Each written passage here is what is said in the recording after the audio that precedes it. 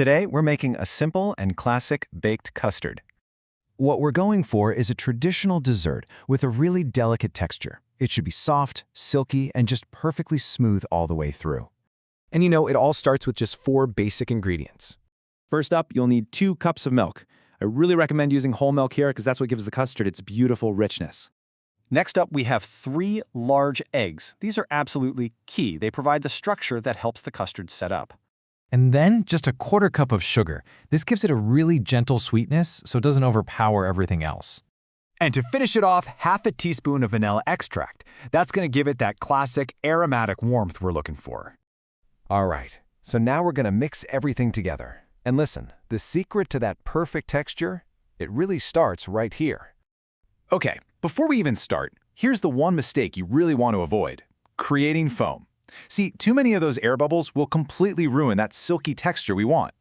So go ahead and combine all 4 ingredients in a bowl, and then whisk, but do it gently. The trick is to keep the whisk below the surface of the liquid. That way you're not whipping any air into it. Okay, now take a close look at your mixture. See how it's smooth and consistent? There are almost no bubbles on the surface. That's exactly what you want. This is correct.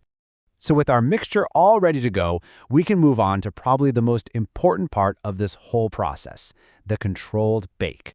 You'll really want to pay attention here, because these next steps are where most custards fail. But don't worry, we're going to prevent that by using gentle, even heat. So, the correct temperature is 160 degrees Celsius or 320 Fahrenheit. That's what gives you that perfectly smooth texture. If you go too high, the heat just causes the eggs to overcook, and you get that curdled texture.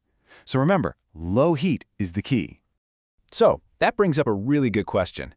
How do we get that gentle, even heat inside an oven? Well, the answer is a water bath. A water bath, if you've never used one, is basically just a tray of hot water that your baking dish sits in.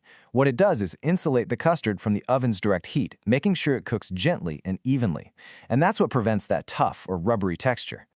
Okay, so here's how we put it all together. First, pour your mixture into the baking dish. Second, you're going to place that dish right into a larger tray that's filled with hot water. And third, it goes into a preheated oven to bake for about 35 minutes. All right. After those 35 minutes are up, it's time to check if it's done. We're going to slow things down right here to really observe the signs of a perfectly cooked custard. First thing to check is the surface. It should look set, not liquidy anymore. It's totally normal to see a slight wobble right in the very center, but the edges should be nice and firm.